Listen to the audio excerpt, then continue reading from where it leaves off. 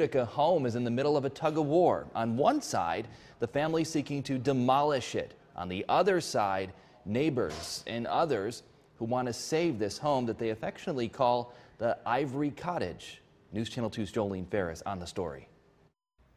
The house we're talking about is probably familiar to anyone who has lived in Utica or spends any time in the city. It's on the corner of Genesee Street and Pleasant and sort of looks like a cross between a gingerbread house and a chalet.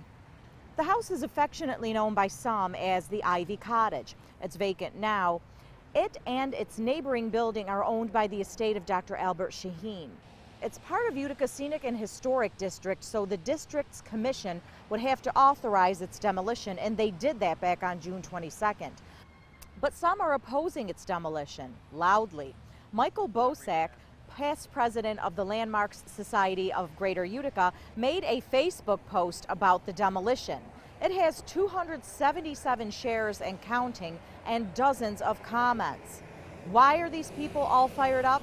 The problem is if you allow for commercial development like a strip mall or something outside of the character of this neighborhood, this begins to encroach north on this particular part of Genesee Street, which really I think the neighbors are going to have a huge problem with.